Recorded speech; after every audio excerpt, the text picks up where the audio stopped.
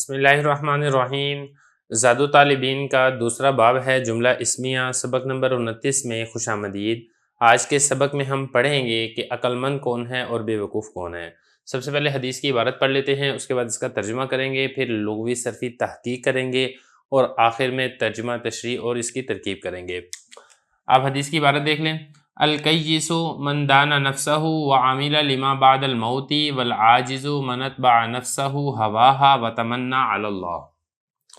حدیث کی عبارت میں نے آپ کے سامنے پڑھ دی ہے، اس کا ترجمہ دیکھ لیں، پھر اس میں لغوی صرفی تحقیق کرتے ہیں۔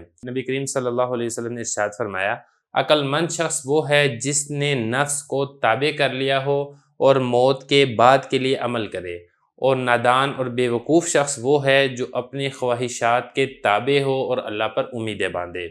بہرحال یہ حدیث ہے، اس حدیث کا ترجمہ بھی آپ کے سامنے آ چکا ہے۔ اب چل لیتے ہیں اس کی لغوی صرفی تحقیق کی طرف۔ دیکھیں اس میں پہلا لفظ ہے الکیس۔ الکیس کہتے ہیں عقل مند کو، ہوشیار کو، اس کی جمع آتی ہے اکیاس۔ باب کی اگر ہم بات کریں تو باب اس کا آتا ہے ضربہ، کاسا یکیسو کیسن و کیاستن، اس کا مطلب ہوتا ہے چلاک اور ہوشیار ہونا۔ اس کے بعد آگے رکھے تھے من، جیسے کہ آپ کو معلوم ہے اسم موصول ہے۔ اس کے بعد اگلا لفظ دیکھیں دان، دانا یدینو دینن، باب اس کا آتا ہے ضربہ اور اس کا مطلب ہوتا ہے ذلیل ہونا یا تابع بنانا۔ اور اس کے بعد آگے دیکھیں اگلا لفظ ہے نفس۔ نفس مصدر ہے، روح کے معنی میں ہے، خون، بدن، مراد یہاں پر دل ہے، جیسے کہ اللہ تعالیٰ بھی قرآن مجید کے اندر ارشاد فرماتے ہیں یا ایتھا النفس المطمئنہ۔ اور اس کے بعد آگے دیکھیں عاملہ یعمل، اس کا مطلب ہوتا ہے عمل کرنا۔ موت یہ حیات اور زندگی کی ضد ہے۔ اور اس کے بعد اگلا لفظ دیکھیں عاجز۔ دیکھیں عاجز کا مطلب ہوتا ہے قدرت نہ رکھنے والا ہونا۔ عاجز اردو کے اندر بھی اسی معنی کے اندر ہی استعمال ہوتا ہے، عاجزہ یا عجزو، عجزن و عجوزن، باب اس کا آتا ہے سمیع یسمع اور اس کا مطلب ہوتا ہے عاجز ہونا۔ اس کے بعد اب اگلا لفظ دیکھیں اتبع نفسہ، اتبع یتبع اتباع، کسی کے پیچھے ہونا۔ اسی طریقے سے باب سمیع سے بھی آ سکتا ہے تابع یتبع، اس کا مطلب یہی ہوتا ہے کسی کے پیچھے آنا۔ اور اس کے بعد اگلا لفظ دیکھیں ہوا۔ دیکھیں جو ہوا ہے یہ خواہش نفس کو کہا جاتا ہے، چاہے وہ خیر کی خواہش ہو چاہے وہ بری خواہش ہو، لیکن اکثر و بیشتر یہ بری خواہش کے معنی کے اندر استعمال ہوتا ہے۔ اور اس کے بعد اگلا لفظ دیکھیں تمنا یا تمنا، باب اس کا ناصرہ آتا ہے، اس کا مطلب ہوتا ہے آزمائش کرنا، جیسا کہ قرآن مجید میں بھی آتا ہے الا اذا تمنا۔ بہرحال یہ اس کی لغوی صرفی تحقیق آپ کے سامنے ہو چکی ہے۔ اب چلتے ہیں اس حدیث کی تشریح کی طرف۔ دیکھیں نبی کریم صلی اللہ علیہ وسلم کا جو فرمان مبارک ہے، اس کا مقصد یہ ہے کہ آدمی کو چاہیے اپنا محاسبہ کرتا رہے۔ عقل مند شخص وہی ہوگا جو زندگی کے اندر اپنے قول و فکر کا جائزہ لیتا رہے گا، غور کرتا رہے گا، محاسبہ کرتا رہے گا۔ اگر نیکیوں کا غلبہ ہو تو شکر ادا کرتا رہے، اگر برائی کا غلبہ ہو تو توبہ استغفار کرتا رہے اور اللہ تعالیٰ سے معافی مانگتا رہے اور نیکی کے کاموں کے لیے اللہ تعالیٰ سے توفیق مانگتا رہے۔ جیسا کہ دوسری حدیث کے اندر بھی یہی والا مضمون ارشاد فرمایا گیا ہے، حاسبوا انفسکم قبل ان تحاسبوا، کہ تم اپنے نفسوں کا پہلے ہی محاسبہ کر لو قبل اس کے کہ تمہارا حساب لیا جائے۔ اسی طریقے سے حضرت حسن بصری رحمہ اللہ تعالیٰ بھی اسی بارے میں ارشاد فرماتے ہیں کہ جو یہ کہا گیا نا من اتبع نفسہ ہواہا وتمنى علی اللہ، جس نے اپنے آپ کو خواہش نفس کے پیچھے چلا لیا اور اللہ تعالیٰ پر امیدیں باندھتا ہے، حسن بصری رحمۃ اللہ علیہ اس کے بارے میں ارشاد فرماتے ہیں کہ باطل آرزو اور جھوٹی امیدیں اس سے دور رہو۔ اللہ کی قسم اللہ نے کسی بندوں کو اس کے آرزو کے سہارے نہ دنیا کے اندر کامیاب کیا ہے اور نہ ہی آخرت کے اندر کامیاب کرے گا۔ مطلب یہ ہے کہ اگر آپ اللہ تعالیٰ کی رضا چاہتے ہیں، جنت میں داخلہ چاہتے ہیں، تو پھر نیک اعمال کے اندر بڑھ چڑھ کے کوشش کرنی چاہیے، سبقت لے جانا چاہیے، بجائے اس کے کہ انسان اپنی من مانیاں کرتا رہے اور اللہ تعالیٰ پر امیدیں باندھے کہ اللہ تعالیٰ تو بڑا غفور الرحیم ہے، اللہ تعالیٰ معاف کر دے گا۔ تو اللہ تعالیٰ کی جو رحمت ہے وہ نیکوکاروں کے زیادہ قریب ہوتی ہے۔ خلاصہ یہ ہے کہ اس حدیث کے اندر عقل مند کی یہ علامت ارشاد فرمائی گئی ہے کہ عقل مند وہ شخص ہوتا ہے جو اپنے خواہشات کے تابع نہیں ہوتا ہے، اور اس کے برعکس بے وقوف شخص وہ ہوتا ہے جو اپنے نفس کو خواہشات کے تابع بنا دیتا ہے، اور اس کے اوپر یہ ہے کہ اللہ تعالیٰ کے بارے میں جھوٹی امیدیں باندھتا ہے کہ اللہ تعالیٰ میری مغفرت کر دے گا۔ تو یہ فرمایا کہ عقل مند آدمی وہ ہے جو اپنے آپ کو پہچان جائے کہ میں اللہ کا بندہ ہوں اور میں نے اس دنیا سے چلے جانا ہے، آخرت میں اللہ کے حضور پیش ہونا ہے، اپنے سارے اعمال کا حساب دینا ہے، اور یہ سوچ کر مرنے کے بعد والی زندگی کے لیے اعمال کرنا شروع کر دے۔ جبکہ بے وقوف شخص کون ہے؟ جو اپنے نفس کو اپنے خواہش نفس کے پیچھے تھکا دے اور اللہ تعالیٰ پر جھوٹی امیدیں اور بہتان باندھنا شروع کر دے۔ اب چلتے ہیں اس حدیث کی ترکیب کی طرف۔ دیکھیں اس میں جو الکیس ہے یہ بن رہا ہے مبتدا، یہ مبتدا بنے گا، اور یہ جو پورا جملہ نا یہاں سے من دانا نفسہ سے لے کے وعامل لما بعد الموت، یہ پورا جملہ مل کر اس مبتدا کی خبر بنے گا۔ مبتدا اپنی خبر سے مل کر یہ بن جائے گا معطوف علیہ، اور یہ جو آگے والا ہے آگے والا بھی بالکل ایسے ہی ہے، عاجز یہ بنے گا مبتدا، اور یہ جو ہے نا من اتبع نفسہ ہواہا وتمنی علی اللہ یہ بنے گا اس کی خبر۔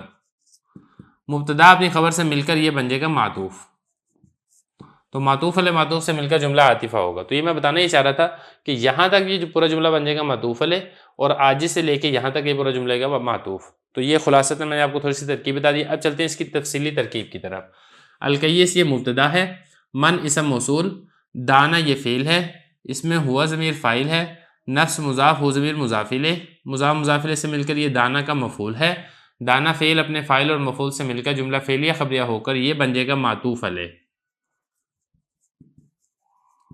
واو حرف عطف ہے، عاملہ یہ فعل ہے، اور اس میں ہوا ضمیر اس کے لیے فاعل ہے، لام حرف جر، میم الف ما اسم موصول ہے، بعد مضاف الموت مضاف الیہ، مضاف مضاف الیہ سے مل کر یہ ما موصول کا صلہ ہے، ما موصول اپنے صلہ سے مل کر لام جار کا مجرور ہے، جار مجرور مل کر عاملہ فعل کے متعلق ہے، عاملہ فعل اپنے فاعل اور متعلق سے مل کر جملہ فعلیہ خبریہ ہو کر معطوف، معطوف علیہ معطوف سے مل کر جملہ عاطفہ ہو کر من موصول کا صلہ ہے، من موصول اپنے صلہ سے مل کر پھر یہ الکیس مبتدا کی خبر ہے، مبتدا اپنی خبر سے مل کر جملہ اسمیہ خبریہ ہو کر یہ بن جائے گا معطوف علیہ۔ آگے بھی ایسے ہی ہے، عاجز یہ بن جائے گا مبتدا، من یہ اسم موصول ہے، اتبع یہ فعل ہے، اس میں ہوا ضمیر یہ فاعل ہے، نفسہ مضاف، نفس مضاف ہو ضمیر مضاف الیہ، مضاف مضاف الیہ سے مل کر یہ اتبع کا مفعول ہے، ہوا مضاف ہا ضمیر مضاف الیہ، مضاف مضاف الیہ سے مل کر یہ اتبع کا مفعول ثانی ہے، اتبع فعل اپنے فاعل اور دونوں مفعولوں سے مل کر جملہ فعلیہ خبریہ ہو کر یہ بن جائے گا معطوف علیہ۔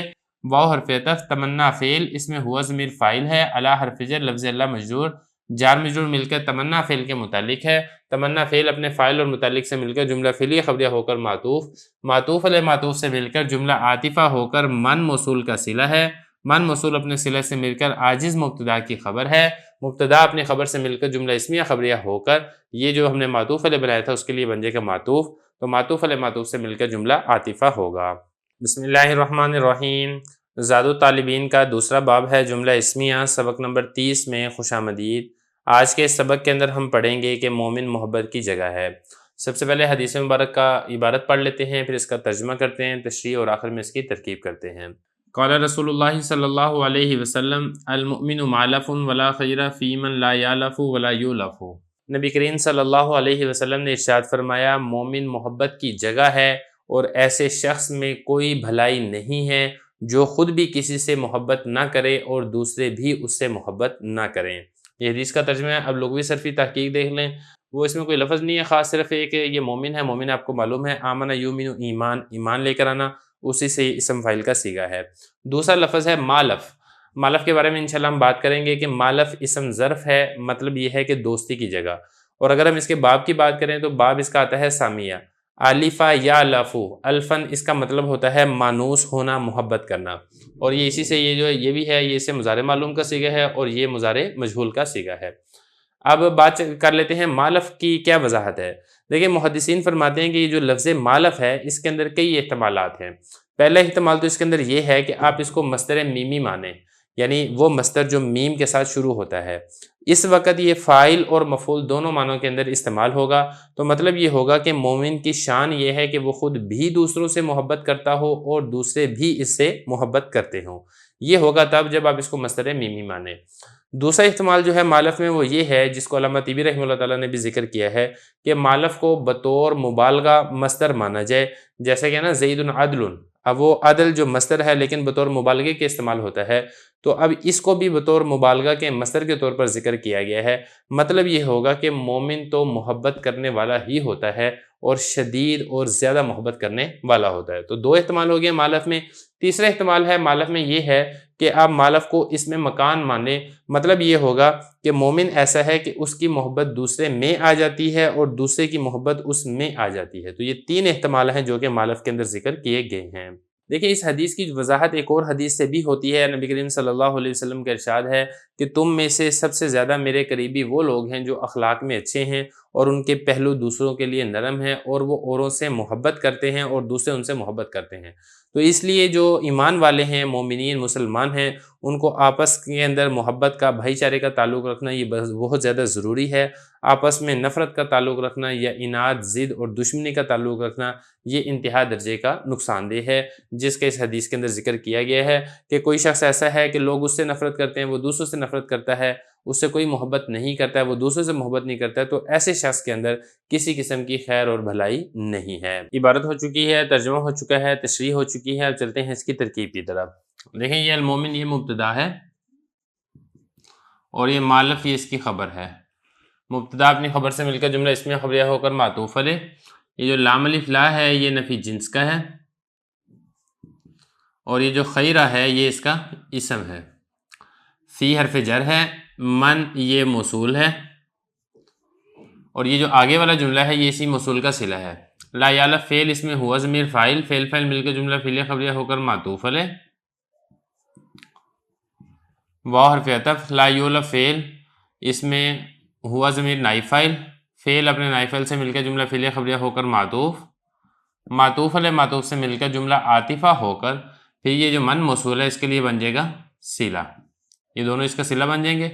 موصول اپنے صلہ سے مل کر یہ جو فی حرف جر ہے اس کے لیے بن جائے گا مجرور، جار مجرور مل کر یہ قائن شبہ فعل کے متعلق ہوگا، اس میں ہوا ضمیر اس کا فاعل ہے، شبہ فعل اپنے فاعل اور متعلق سے مل کر جملہ ہو کر یہ جو لا نفی جنس ہے اس کی خبر بنے گا، لا نفی جنس اپنے اسم و خبر سے مل کر جملہ اسمیہ خبریہ ہو کر یہ بن جائے گا معطوف، معطوف علیہ معطوف سے مل کر جملہ عاطفہ ہوگا۔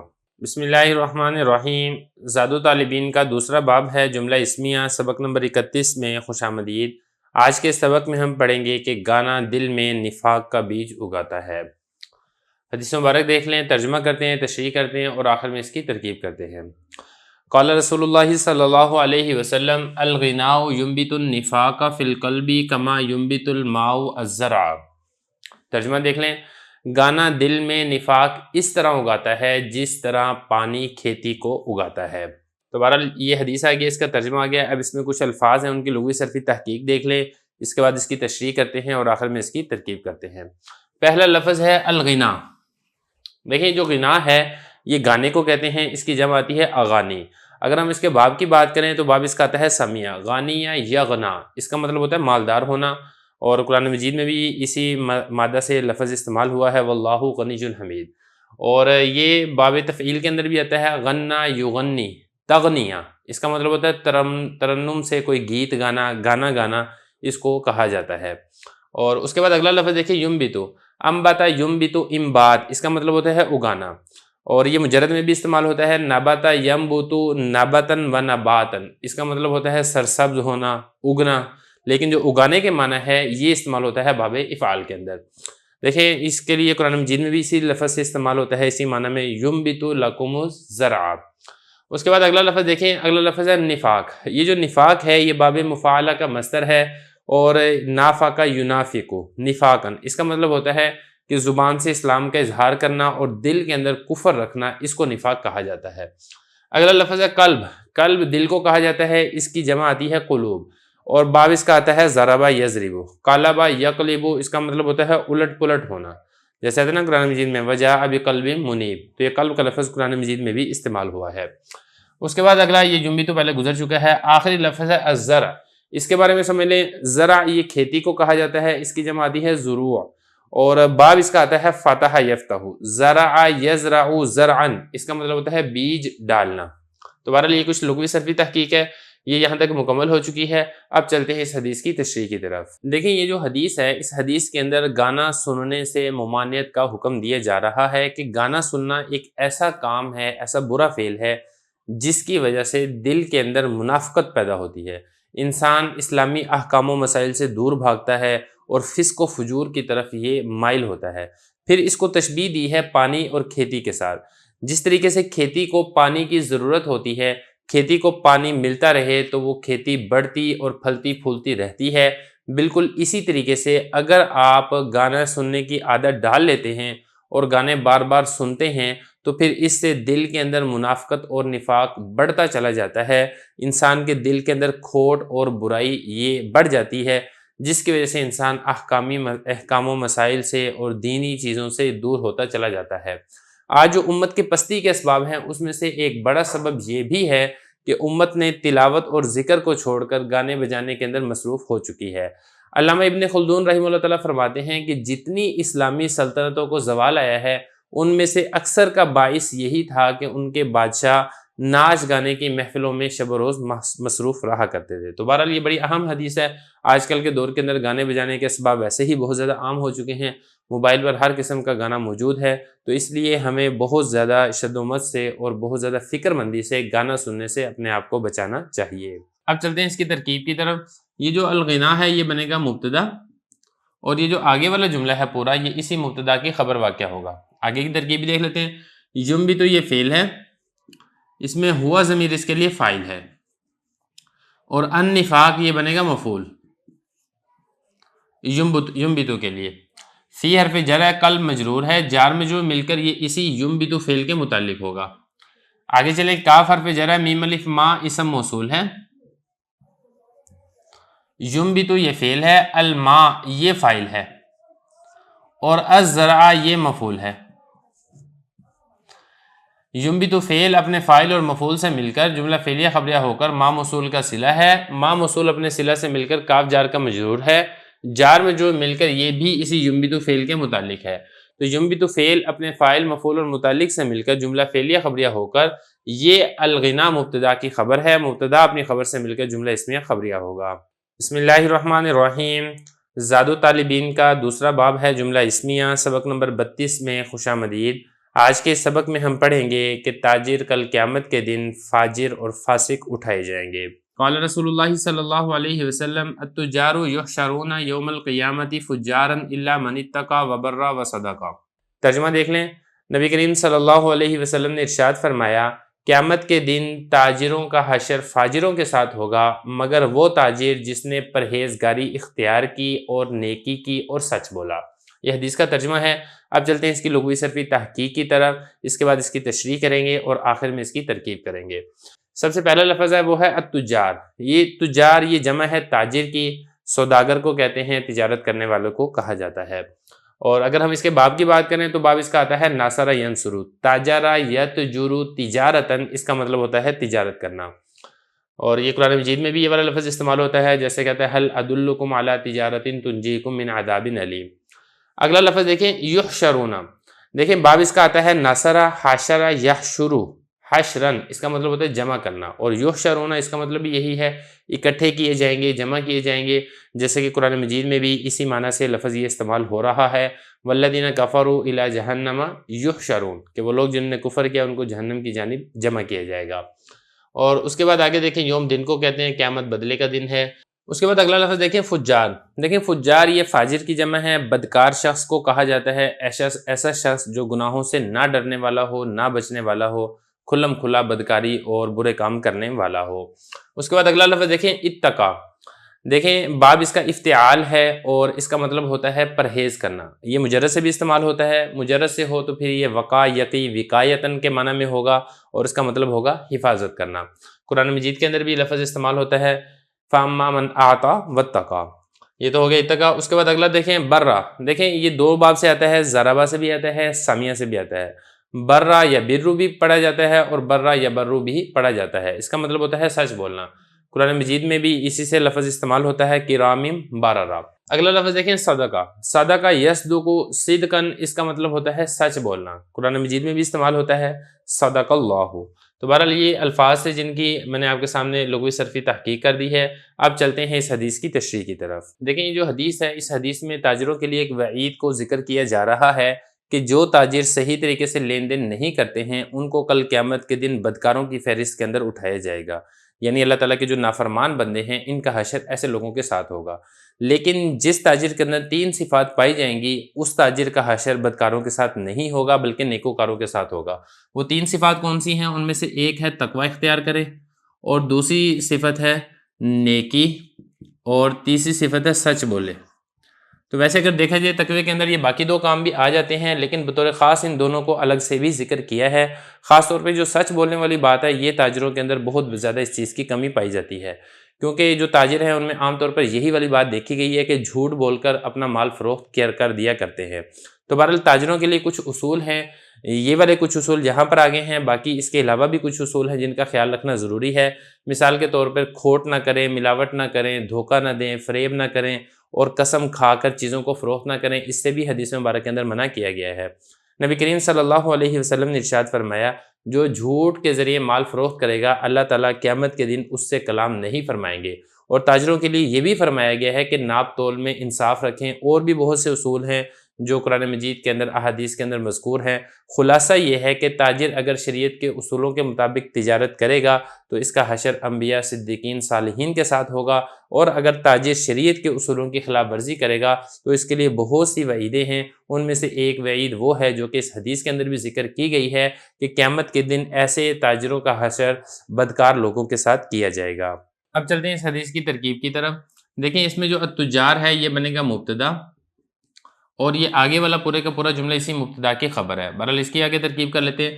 یحشرون یہ فعل مجہول ہے، اس میں واو ضمیر بنے گا اس کے لیے نائب فاعل، لیکن نائب فاعل آپ نے بعد میں بنانا ہے، پہلے آپ اس کو بنائیں ذوالحال، یعنی تاجروں کا حشر کیا جائے گا، یہ بن جائے گا ذوالحال، اور آگے والا جو جملہ ہے وہ اس کے لیے حال واقع ہوگا۔ کیسے حال واقع ہوگا میں بتا دیتا ہوں آپ کو۔ یوم مضاف ہے، القیامہ مضاف الیہ، مضاف مضاف الیہ سے مل کر یہ اسی یحشرون کے لیے مفعول فی واقع ہو رہا ہے، اور فجار یہ بنے گا مستثنی منہ، الا حرف استثناء ہے، من موصولہ۔ دیکھیں پورے کا پورا جملہ نا اسی مستثنی کے منہ کے لیے بن جائے گا مستثنی۔ کیسے بنے گا میں آپ کو بناتا ہوں۔ من موصولہ ہے، اتقا یہ فعل ہے، اس میں ہوا ضمیر فاعل ہے، فعل فاعل مل کر جملہ فعلیہ خبریہ ہو کر معطوف علیہ، واو حرف عطف ہے، برا فعل اس میں بھی ہوا ضمیر فاعل ہے، فعل فاعل مل کر جملہ فعلیہ خبریہ ہو کر معطوف، واو حرف عطف ہے، صدق فعل اس میں بھی ہوا ضمیر فاعل ہے، فعل فاعل مل کر جملہ فعلیہ خبریہ ہو کر معطوف۔ تو معطوف علیہ اپنے دونوں معطوفات سے مل کر یہ جو من موصول ہے اس کے لیے بن جائے گا صلہ، من موصول اپنے صلہ سے مل کر یہ بن جائے گا مستثنی۔ فجار کو میں نے مستثنی منہ بنایا تھا، تو مستثنی منہ اپنے مستثنی سے مل کر یہ جو اس کے اندر واو ضمیر کے لیے میں نے بنایا تھا نا ذوالحال، اس ذوالحال سے یہ حال واقع ہو جائے گا، مستثنی منہ اپنے مستثنی سے مل کر۔ تو ذوالحال اپنے حال سے مل کر یہ یحشرون کے لیے بن جائے گا نائب فاعل، یحشرون فعل مجہول اپنے نائب فاعل سے مل کر یہ جو التجار مبتدا تھا اس مبتدا کی خبر واقع ہوگا، مبتدا اپنی خبر سے مل کر جملہ اسمیہ خبریہ ہوگا۔ بسم اللہ الرحمن الرحیم۔ زاد الطالبین کا دوسرا باب ہے جملہ اسمیہ، سبق نمبر 33 میں خوش آمدید۔ آج کے اس سبق میں ہم سچے تاجر کا انعام پڑھیں گے۔ حدیث مبارک میں ایک مرتبہ پڑھ دیتا ہوں، پھر اس کا ترجمہ کرتے ہیں اور آخر میں اس کی تشریح کرتے ہیں۔ قال رسول اللہ صلی اللہ علیہ وسلم التاجر الصدوق الامین مع النبیین والصدیقین والشہداء۔ نبی کریم صلی اللہ علیہ وسلم نے ارشاد فرمایا، دیانتداری کے ساتھ کاروبار کرنے والا شخص قیامت کے دن نبیوں، صدیقوں اور شہداء کے ساتھ ہوگا۔ الفاظ دیکھ لیتے ہیں۔ التاجر یہ پہلے آپ پڑھ چکے ہیں، پچھلے سبق کے اندر بھی آیا ہے۔ صدوق یہ صادق کہتے ہیں سچ بولنے والے کو، اسی سے ہی یہ مبالغے کا صیغہ ہے، مطلب ہے کثرت کے ساتھ سچ بولنے والا۔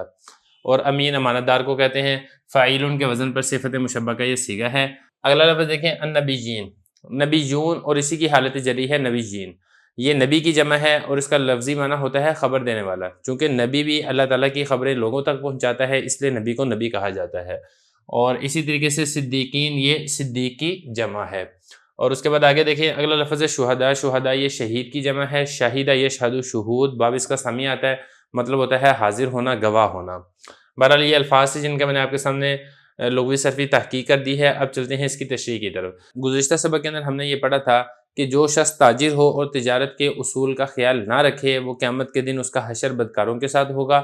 بالکل اسی طریقے سے جو تاجر تجارت کے شرعی اصولوں کا خیال اور لحاظ رکھے گا، سچائی اختیار کرنے والا ہوگا۔ یہاں پر بھی دیکھیں یہی والا لفظ بولا ہے کہ وہ کثرت کے ساتھ سچ بولنے والا ہو، کیونکہ جو تاجر ہیں، تاجر کے اندر جو سب سے بڑا مرض ہے وہ یہی والا مرض ہے کہ وہ جھوٹ بولتے ہیں، وہ صحیح طریقے سے جو گاہک ہے اس کو صحیح بات نہیں بتاتے ہیں۔ تو اس لیے بتایا کہ تاجر جو ہے اس کے اندر ایک یہ والی صفت بطور خاص ہونی چاہیے کہ وہ کثرت کے ساتھ سچ بولے۔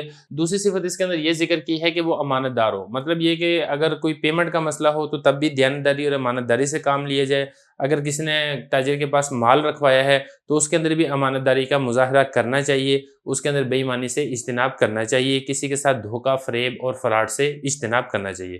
تو جو تاجر ان صفات کا خیال رکھے گا، امانت داری کے ساتھ تجارت کرے گا، سچائی کے ساتھ تجارت کرے گا، کسی کو دھوکہ فریب اور جھوٹ بولنے سے بچے گا، تو پھر ایسے نے تاجر کے بارے میں ارشاد فرمایا کہ اس کا حشر نبیوں کے ساتھ، صدیقین اور شہداء کے ساتھ ہوگا۔ مطلب یہ کہ کل قیامت کے دن اس کو اللہ تعالیٰ کے حضور بہت بڑا مقام اور مرتبہ حاصل ہوگا۔ اب چلتے ہیں اس کی ترکیب کی طرف۔ دیکھیں تاجر یہ بنے گا موصوف، الصدوق یہ بنے گا صفت اول، اور امین یہ بنے گا صفت ثانی۔ موصوف اپنی دونوں صفات سے مل کر یہ بن جائے گا مبتدا، اور یہ جو آگے والا جملہ ہے یہ بن جائے گا اس مبتدا کی خبر۔ کیسے بنے گا؟ یہ بنے گا مع مضاف، اور النبیین یہ بنے گا معطوف علیہ، واو حرف عطف، صدیقین یہ معطوف اول، اور الشہداء معطوف ثانی۔ معطوف علیہ اپنے دونوں معطوفات سے مل کر یہ بن جائے گا مع مضاف کے لیے مضاف الیہ۔ مضاف الیہ سے مل کر یہ الثابت، یہاں پہ نا آپ محذوف نکالیں، الثابت شبہ فعل محذوف ہوگا، اس کے لیے بن جائے گا مفعول۔ الثابت شبہ فعل، اس میں ہوا ضمیر بنے گا، اس کے لیے فاعل۔ شبہ فعل اپنے فاعل اور مفعول سے مل کر جملہ ہو کر پھر یہ جو پیچھے ہم نے مبتدا بنایا تھا، اس مبتدا کی خبر واقع ہوگا، مبتدا اپنی خبر سے مل کر جملہ اسمیہ خبریہ ہوگا۔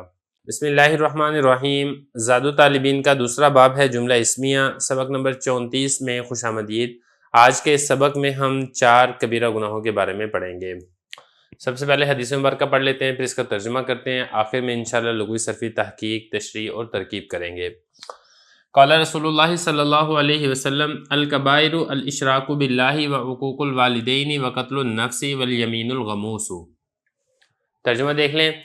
بڑے گناہوں میں سے چند یہ ہیں: اللہ تعالیٰ کے ساتھ کسی کو شریک کرنا، والدین کی نافرمانی کرنا، کسی کو ناحق قتل کرنا اور جھوٹی قسم اٹھانا۔ بہرحال اس کا ترجمہ ہو گیا۔ اب اس میں کچھ الفاظ ہیں، ان کی لغوی صرفی تحقیق کر لیتے ہیں، پھر اس کی تشریح اور پھر آخر میں اس کی ترکیب کریں گے۔ سب سے پہلا لفظ دیکھیں، یہ کبائر، یہ کبیرہ کی جمع ہے، بڑی چیز کو کہا جاتا ہے، اور مراد ہے یہاں سے کبیرہ گناہ۔ اگلا لفظ ہے الاشراک۔ اشراک یہ باب افعال کا مصدر ہے، اور اس کا مطلب ہوتا ہے شریک بنانا، شریک ٹھہرانا۔ مفرد سے بھی یہ استعمال ہوتا ہے، ثلاثی مجرد سے۔ ثلاثی مجرد سے اگر ہو تو ان الشرک لظلم عظیم، قرآن مجید کے اندر بھی یہ شرک کا لفظ استعمال کیا گیا ہے۔ اور اس کے بعد اگلا لفظ دیکھیں عقوق۔ یہ جو عقوق ہے باب اس کا آتا ہے ناصر ینصر، عقا یعق عقوقا، اس کا مطلب ہوتا ہے نافرمانی کرنا۔ والدین یہ تثنیہ ہے والد کی، والد کی تثنیہ والدین، مراد یہاں سے والدہ اور والد یہ دونوں ہیں۔ اگلا لفظ دیکھیں الیمین۔ دیکھیں جو یمین ہے اس کی جمع آتی ہے ایمن، ایمان، اور اس کا مطلب ہوتا ہے قسم۔ اور اس کے بعد آخری لفظ ہے الغموس۔ دیکھیں باب اس کا آتا ہے ضرب یضرب، غمس یغمس غمسن، اس کا مطلب ہوتا ہے ڈوبنا یا ڈبونا۔ تو چونکہ جو جھوٹی قسم اٹھانے والا ہے وہ جھوٹی قسم اٹھا کر گناہوں کے اندر ڈوب جاتا ہے، اسی وجہ سے جھوٹی قسم کو یمین غموس کہا جاتا ہے۔ بہرحال یہ کچھ لغوی صرفی تحقیق آپ کے سامنے ہو چکی ہے، اب چلتے ہیں اس کی تشریح کی طرف۔ دیکھیں اس حدیث مبارک میں 4 بڑے کبیرہ گناہوں کو ذکر کیا جا رہا ہے۔ پہلا گناہ جو اس حدیث مبارک میں ذکر کیا گیا ہے وہ یہ ہے اللہ تعالیٰ کے ساتھ شریک ٹھہرانا، یعنی انسان اپنے رب کے ساتھ، اس کی خدائی کے اندر، اس کی ذات کے اندر، اس کی صفات کے اندر کسی دوسرے کو شریک ٹھہرائے، اس کے مخلوق میں سے۔ یہ انتہائی سخت اور بڑا گناہ ہے، اور یہ ایسا گناہ ہے کہ اگر انسان اس سے توبہ نہ کرے بلکہ اسی گناہ کے ساتھ ہی دنیا سے رخصت ہو جائے تو پھر اس کو ہمیشہ ہمیشہ کے لیے جہنم میں رہنا پڑے گا۔ یہ وہی بات ہے جس کو اللہ تعالیٰ نے قرآن مجید میں بھی ذکر کیا ہے، ان اللہ لا یغفر ان یشرک بہ۔ یہ پہلا کبیرہ گناہ ہے۔ دوسرا کبیرہ گناہ جو ذکر کیا گیا ہے وہ یہ ہے عقوق الوالدین، یعنی بڑا گناہ یہ ہے کہ انسان اپنے والدین کی نافرمانی کرے۔ علماء کرام نے لکھا ہے کہ والدین کے بارے میں 3 باتوں کا خوب خیال یہ رکھنا چاہیے۔ پہلا یہ کہ ان کو کسی قسم کی تکلیف نہ دے، نہ زبان سے، نہ ہاتھ سے، اور نہ ہی کسی اور طریقے سے۔ دوسرا جو والدین کا حق ہے وہ یہ ہے کہ جان اور مال میں سے جتنا ممکن ہو اپنے والدین کے اوپر خرچ کرنا چاہیے۔ اور تیسرا جو والدین کا حق ہے وہ یہ ہے کہ جب بھی والدین بلائیں فوراً حاضر ہونا چاہیے۔ حدیث مبارک میں یہ بھی آتا ہے کہ انسان کو والدین کی نافرمانی کی سزا دنیا میں ہی مل جاتی ہے، لیکن اس میں ایک چیز کا اور خیال رکھنا یہ بھی ضروری ہے کہ جو والدین کی اطاعت اور فرما برداری کی جائے گی وہ حق اور جائز بات کے اندر کی جائے گی۔ اگر ناجائز بات کا والدین حکم دیتے ہیں تو پھر ناجائز بات میں والدین کی بات نہیں مانی جائے گی۔ مثال کے طور پہ بیوی ہے، وہ اطاعت گزار ہے، فرما بردار ہے، اس کو کوئی مسئلہ نہیں ہے، لیکن والدہ کو بیوی سے چڑ ہے، اور والدہ بیٹے کو حکم دیتی ہے کہ اپنی بیوی کو طلاق دے دے، تو پھر اس طریقے سے بیوی کو طلاق نہیں دی جائے گی۔ تو بہرحال یہ دوسرا کبیرہ گناہ ہے جس کے یہاں پہ ذکر کیا گیا والدین کی نافرمانی کرنا۔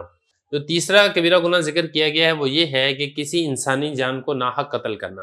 حدیث مبارک میں آتا ہے کہ جس نے ایک کلمہ سے بھی قاتل کی مدد کی تو ایسے شخص کو میدان محشر میں جب اللہ تعالیٰ کے سامنے کھڑا کیا جائے گا تو اس کی پیشانی پر لکھا ہوگا آئس من رحمت اللہ، یعنی یہ شخص اللہ تعالیٰ کی رحمت سے مایوس کر دیا گیا ہے۔ ایک اور حدیث مبارک کے اندر بھی یہ والی بات ذکر کی گئی ہے کہ اگر ساتوں آسمان اور زمین والے کسی مومن کے قتل میں شریک ہو جائیں تو اللہ تعالیٰ ان سب کو جہنم میں داخل کر دے گا۔ تو بہرحال انسانی جان کی ایک بہت بڑی حرمت اور احترام ہے، تو اگر کوئی شخص اس کو ناحق قتل کرتا ہے تو اللہ تعالیٰ کا غضب اور اللہ تعالیٰ کی ناراضگی کا وہ مستحق ٹھہرتا ہے۔ اور آخری جو بات ذکر کی گئی ہے وہ ہے یمین غموس۔ یمین غموس کا مطلب ہے جھوٹی قسم اٹھانا۔ حضرت مولا علی قاری رحمہ اللہ تعالیٰ فرماتے ہیں کہ اس کی تعریف یہ ہے کہ ایک آدمی نے زمانہ ماضی میں جو کام کیا ہے اس پر قسم اٹھاتا ہے کہ میں نے وہ کام نہیں کیا، یا اگر زمانہ ماضی میں اس نے کام نہیں کیا ہے تو اس کے اوپر قسم اٹھاتا ہے کہ میں نے یہ والا کام کیا ہے۔ تو اس کو غموس اس لیے کہتے ہیں کہ جیسے کہ میں نے آپ کو بتایا بھی تھا کہ غموس کا مطلب ہوتا ہے ڈبونا، تو چونکہ یہ بھی انسان کو گناہوں کے اندر ڈھانپ لیتی ہے، ڈبو دیتی ہے، اسی وجہ سے اس کو یمین غموس کہا جاتا ہے۔ اب چلتے ہیں اس کی ترکیب کی طرف۔ دیکھیں یہ جو الکبائر ہے یہ بنے گا مبتدا، اور یہ جو آگے ہے یہ سارے کا سارا اسی مبتدا کی خبر ہے۔ کس طریقے سے خبر بنے گا؟ دیکھیں الاشراک یہ بنے گا موصوف، باحرف جر لفظ اللہ مجرور، جار مجرور مل کر الثابت شبہ فعل کے متعلق ہوگا۔ الثابت شبہ فعل، اس میں ہوا ضمیر فاعل ہے، شبہ فعل اپنے فاعل سے مل کر موصوف کی صفت ہے، موصوف اپنی صفت سے مل کر یہ بن جائے گا معطوف علیہ، اور یہ جو آگے والے جملے ہیں یہ اسی کے اوپر معطوف ہے، تو معطوف علیہ اپنے معطوفات سے مل کر یہ اس مبتدا کی خبر واقع ہوگا۔ آگے چلیں، واو حرف عطف ہے، حقوق مضاف والدین مضاف الیہ، مضاف مضاف الیہ سے مل کر یہ بن جائے گا معطوف۔ واو حرف عطف ہے، قتل مضاف النفس مضاف الیہ، مضاف مضاف الیہ سے مل کر یہ اگلا معطوف بن جائے گا۔ اور واو حرف عطف ہے، الیمین موصوف ہے، الغموس صفت ہے، موصوف صفت مل کر یہ دوبارہ بن جائے گا معطوف۔ تو معطوف علیہ اپنے ان سارے معطوفات سے مل کر پھر یہ کیا بن جائے گا؟ یہ جو الکبائر مبتدا ہے اس مبتدا کی خبر واقع ہوگا، مبتدا اپنی خبر سے مل کر جملہ اسمیہ خبریہ ہوگا۔ بسم اللہ الرحمن الرحیم۔ زاد طالبین کا دوسرا باب ہے جملہ اسمیہ، سبق نمبر 35 میں خوش آمدید۔ آج کے سبق میں ہم پڑھیں گے کہ اچھائی کیا ہے۔ سب سے پہلے حدیث مبارک کی عبارت پڑھ لیتے ہیں، پھر ترجمہ کرتے ہیں، پھر آخر میں اس کی تشریح اور ترکیب کرتے ہیں۔ قال رسول اللہ صلی اللہ علیہ وسلم البر حسن الخلق والاثم ما حاک فی صدرک وکرہت ان یطلع علیہ الناس۔ ترجمہ دیکھ لیں۔ نبی کریم صلی اللہ علیہ وسلم نے ارشاد فرمایا نیکی خوش خلقی کا نام ہے، اور گناہ وہ ہے جو تمہارے دل میں کھٹکے اور تم یہ پسند نہ کرو کہ لوگ اس پر واقف ہوں۔ بہرحال اس حدیث کا ترجمہ ہو گیا ہے، اب اس کی لغوی صرفی تحقیق دیکھ لیں۔ پہلا لفظ دیکھیں البر، بر یہ نیکی کو کہا جاتا ہے، حسن اچھائی ہے۔ اگلا لفظ ہے خلق، دیکھیں خلق اس کا مطلب ہوتا ہے طبیعت، عادت، سیرت۔ قرآن مجید میں بھی لفظ استعمال ہوا ہے انک لعلی خلق عظیم۔ اور اس کے بعد اگلا لفظ دیکھیں ہا کا، باب اس کا آتا ہے ناصر ینصر، ہا کا یحوق حوکن حیاکن، شک میں ڈالنا، تردد کے اندر مبتلا ہونا، یہ اس کے معنی آتے ہیں۔ مطلب جو تمہارے دل کے اندر کوئی چیز تم تردد کے اندر ڈالتی ہے یا تم اس کو تردد محسوس کرتے ہو۔ صدر سینے کو کہا جاتا ہے، کسی بھی چیز کا جو اوپر والا حصہ ہے، سامنے والا حصہ ہے، اس کو صدر کہا جاتا ہے۔ باب اس کا ضربہ بھی آتا ہے، باب اس کا نصرہ بھی آتا ہے۔ اگلا لفظ دیکھیں کرہتا، باب اس کا سامیہ آتا ہے کریہ یکرہ، کرہن و کرہن ناپسند کرنا۔ قرآن مجید میں بھی لفظ استعمال ہوا ہے ولو کریہ المشرکون۔ اور اس کے بعد اگلا لفظ دیکھیں یتلیو، اطلاع، باب یہ ثلاثی مجرد سے بھی استعمال ہوتا ہے اور باب افتعال سے بھی آتا ہے، یہاں پر باب افتعال سے یہ آ رہا ہے۔ ثلاثی مجرد سے اگر ہم بات کریں تو باب اس کا فاتحہ بھی آتا ہے، سامیہ بھی آتا ہے، ناصرہ بھی آتا ہے۔ طلع یطلع بھی آپ کر سکتے ہیں، طلع یطلع بھی آپ کر سکتے ہیں، طلع یطلع بھی آپ کر سکتے ہیں، اور اس کا مطلب ہوتا ہے جاننا، پہاڑ پر چڑھنا۔ یہاں پر بہرحال باب افتعال سے یہ استعمال ہوا ہے، اس کے اوپر ایک قاعدہ جاری ہوا ہے جس کی وجہ سے اس کی جو تاء افتعال ہے اس کو ہم نے طاء کے ساتھ تبدیل کر دیا ہے۔ اور اس کے بعد آگے دیکھیں اگلا لفظ ہے الناس، الناس یہ لوگوں کو کہا جاتا ہے، اس کا مفرد استعمال نہیں ہوتا ہے۔ عبارت ہو چکی ہے، ترجمہ ہو چکا ہے، لغوی صرفی تحقیق ہو چکی ہے۔ اب چلتے ہیں اس کی تشریح کی طرف۔ دیکھیں اس میں دو چیزوں کے بارے میں بتایا گیا ہے، اس میں ایک تو یہ بتایا گیا ہے کہ اچھے اخلاق یہ نیکی ہے، اور دوسرا اس میں یہ بتایا گیا کہ گناہ کے پہچاننے کی علامت کیا ہے۔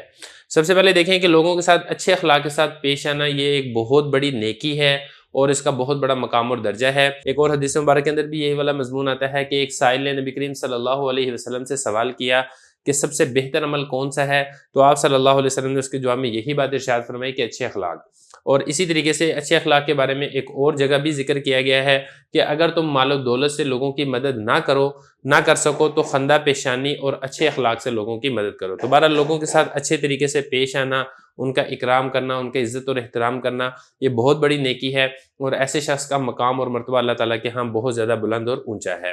ایک تو یہ والی بات ہے۔ دوسری جو بات اس حدیث کے اندر ذکر کی گئی ہے وہ یہ ہے کہ بعض گناہ ایسے بھی ہوتے ہیں کہ جس کے بارے میں صاف طور پر قرآن مجید کے اندر یا حدیث مبارک کے اندر ذکر نہیں کیا گیا ہوتا، تو ایسے صورت میں انسان کو کیا کرنا چاہیے؟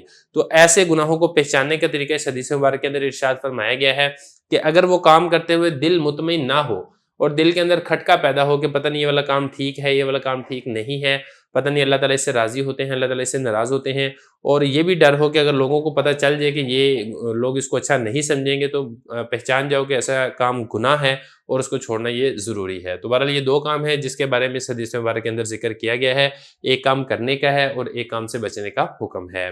اب چلتے ہیں اس حدیث کی ترکیب کی طرف۔ اس میں دیکھیں یہ جو پہلا البر ہے یہ بنے گا مبتدا، اور یہ حسن یہ بنے گا مضاف، اور خلق یہ بنے گا مضاف الیہ۔ مضاف الیہ سے مل کر یہ اسی مبتدا کی خبر ہے، مبتدا اپنی خبر سے مل کر جملہ اسمیہ خبریہ ہو کر یہ بن جائے گا معطوف علیہ، اور یہ آگے والا جو جملہ ہے یہ بن جائے گا معطوف۔ اس میں بھی ایسے ہی ہے کہ جو الاثم ہے یہ بن جائے گا مبتدا، اور یہ پورے کا پورا جملہ اسی مبتدا کی خبر ہے، مبتدا اپنی خبر سے مل کر جملہ اسمیہ خبریہ ہو کر یہ بن جائے گا معطوف۔ کیسے؟ میم الف ما یہ اسم موصول ہے،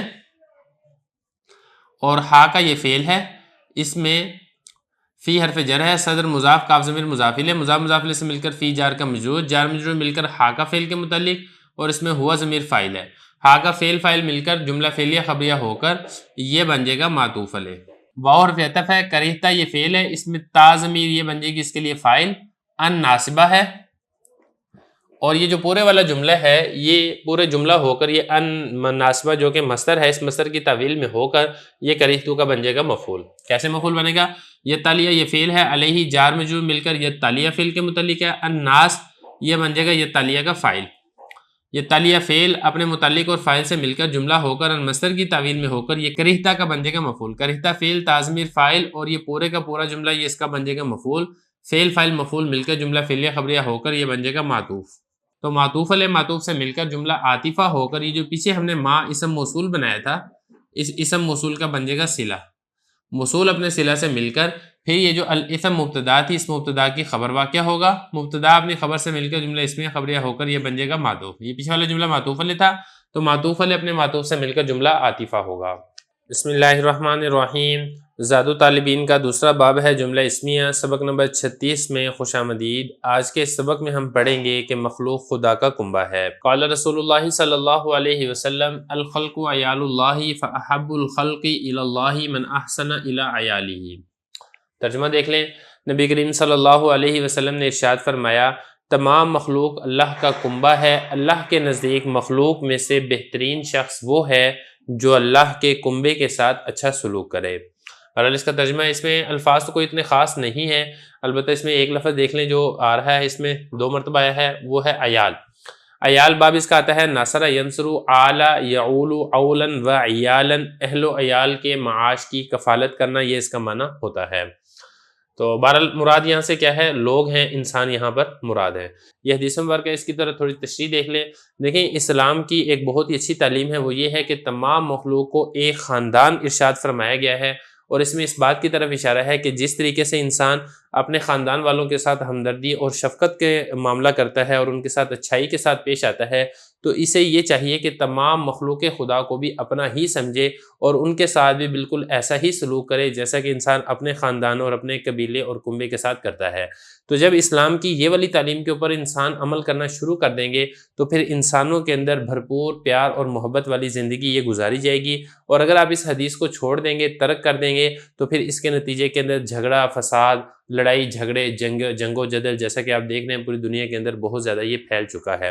اسی طریقے سے ایک اور حدیث مبارک کے اندر بھی ارشاد فرمایا گیا ہے، نبی کریم صلی اللہ علیہ وسلم نے ارشاد فرمایا تمام مسلمان ایک آدمی کی مانند ہیں، اگر اس کی آنکھ کو تکلیف ہوتی ہے تو تمام جسم بے چین ہوتا ہے، جب اس کے سر میں درد ہوتا ہے تو تمام جسم اس کے درد کو محسوس کرتا ہے۔ تو خلاصہ یہ ہے کہ جب آدمی دوسروں کو اپنا سمجھے گا، اس کے دکھ درد کے اندر شریک ہوگا تو اس کی وجہ سے آپس میں الفت اور محبت پیدا ہوگی، اور اللہ تعالیٰ ایسے شخص کے اوپر اپنی رحمت خاصہ کا نزول فرمائیں گے۔ بہرحال یہ حدیث ہے، ترجمہ ہو چکا ہے، تشریح ہو چکی ہے۔ اب چلتے ہیں اس کی ترکیب کی طرف۔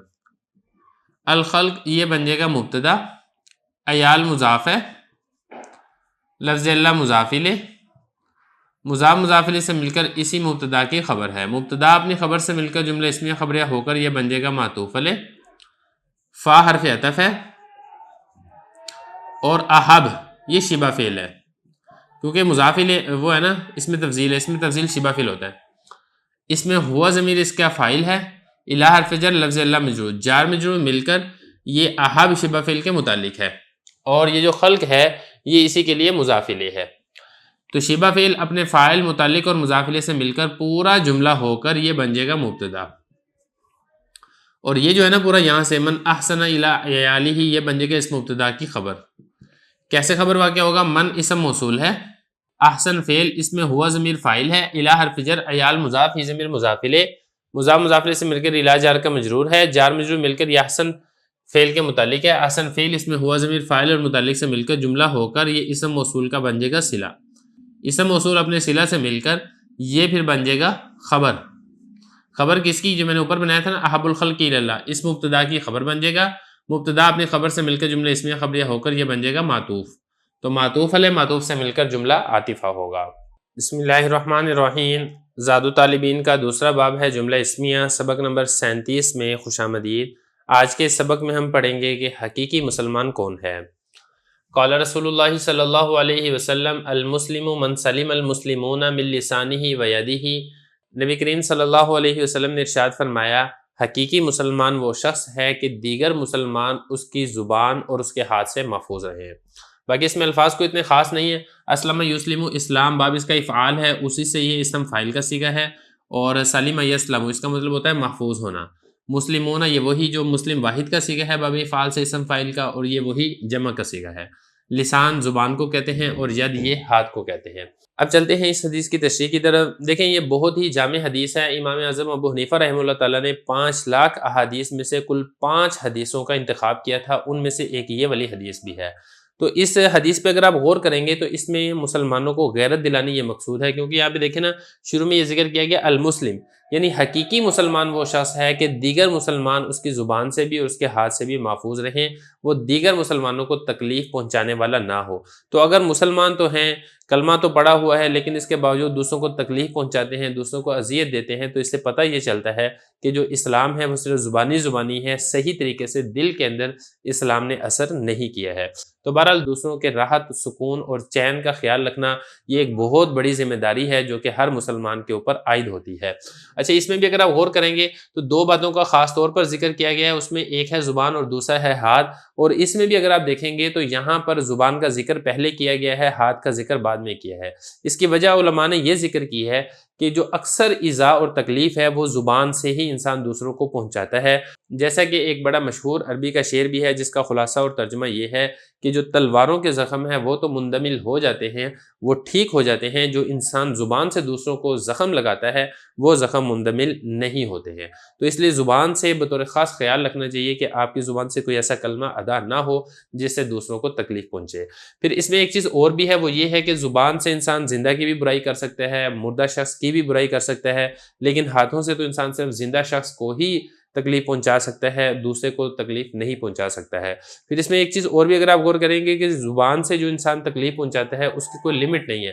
آپ کے سامنے بندہ موجود ہے یا آپ سے 1000 کلومیٹر سائڈ پر بندہ موجود ہے، آپ ہر ایک کی برائی کر سکتے ہیں، اس کو تکلیف پہنچا سکتے ہیں، لیکن جو ہاتھ ہے، ہاتھ کا تو ایک مخصوص حد ہوتی ہے جس سے آپ دوسروں کو تکلیف پہنچا سکتے ہیں۔ تو خلاصہ یہ ہے کہ آپ کے کسی قول سے، کسی فعل سے، کسی طرز عمل سے کوئی ایسا کام نہ ہو جس سے دوسروں کو تکلیف اور ایذا پہنچے۔ اب چلتے ہیں اس حدیث کی ترکیب کی طرف۔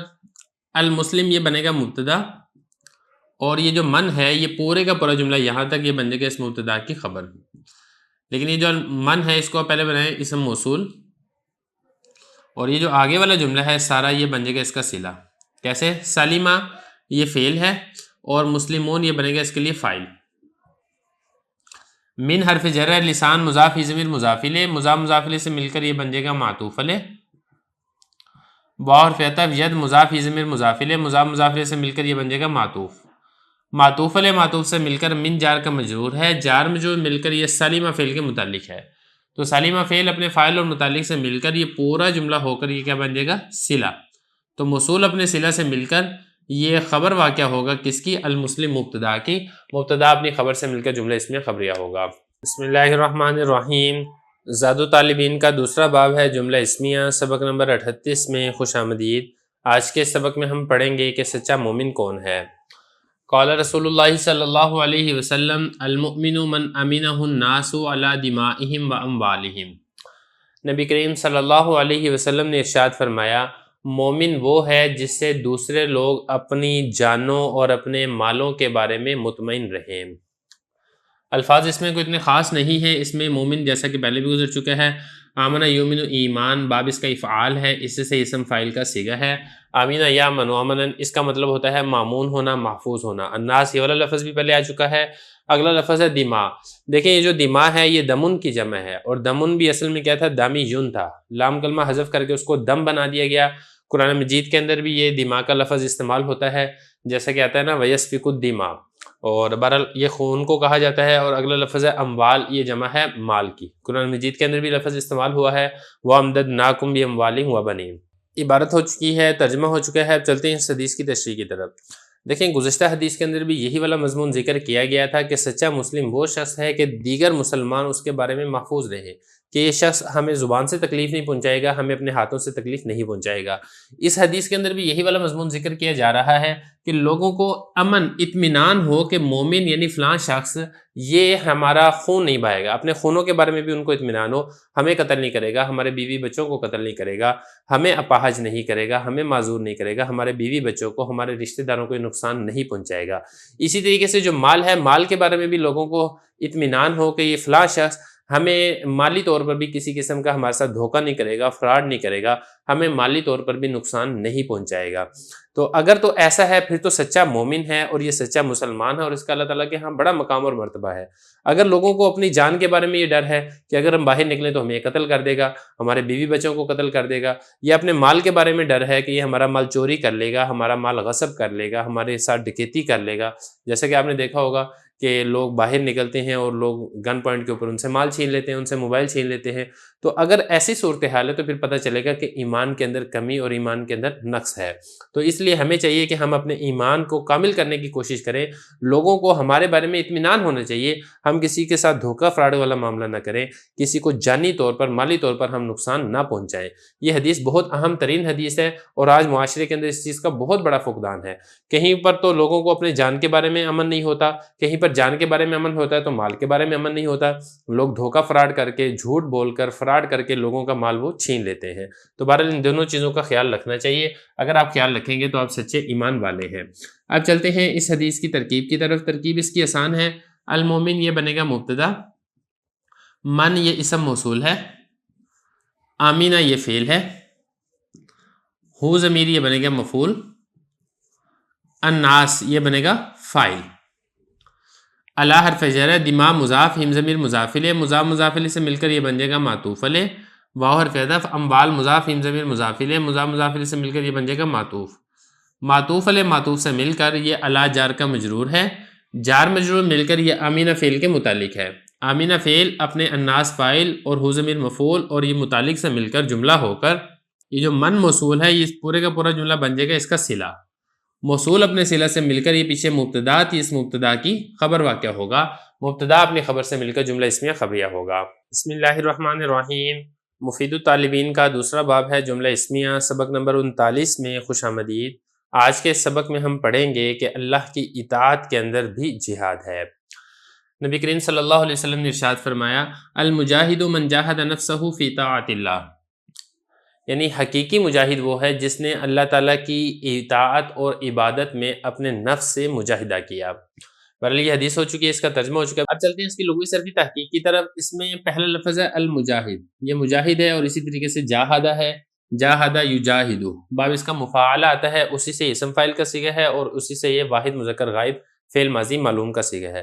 مطلب ہے جہاد کرنا، کوشش کرنا، محنت کرنا، پوری طاقت خرچ کرنا، اس کو یہ کہا جاتا ہے۔ باب یہ فتحہ سے بھی آتا ہے، جاہدہ یجہد جہدن، اس کا معنی بھی یہی ہوتا ہے بہت کوشش کرنا۔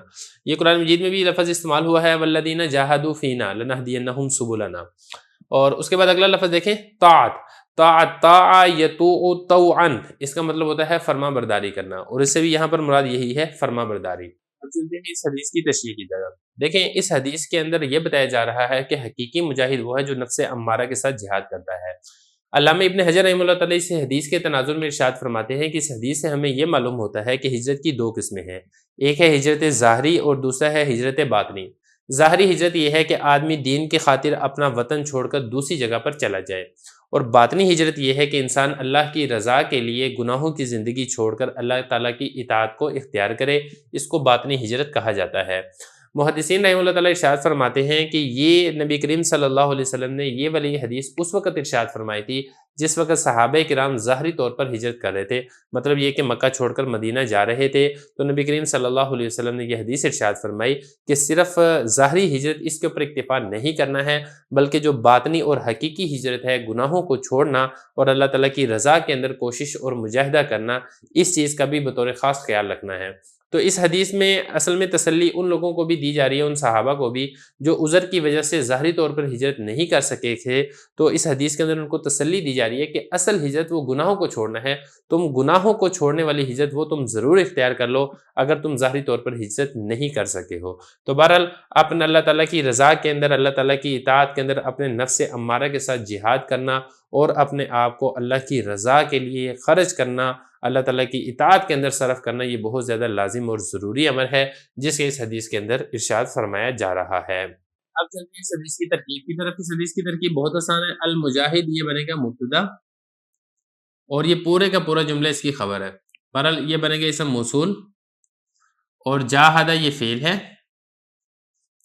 اس میں ہوا ضمیر فاعل ہے، نفس مضاف، ہو ضمیر مضاف الیہ، مضاف مضاف الیہ سے مل کر یہ بن جائے گا اس جاہدہ کا مفعول، فی حرف جر ہے، طاعت مضاف، لفظ اللہ مضاف الیہ، مضاف مضاف الیہ سے مل کر فی جار کا مجرور ہے، جار مجرور مل کر یہ جاہدہ فعل کے متعلق ہے، جاہدہ فعل اپنے ہوا ضمیر فاعل، مفعول اور متعلق سے مل کر جملہ ہو کر من موصول کا صلہ ہے، من موصول اپنے صلہ سے مل کر المجاہد مبتدا کی خبر ہے، مبتدا اپنی خبر سے مل کر جملہ اسمیہ خبریہ ہوگا۔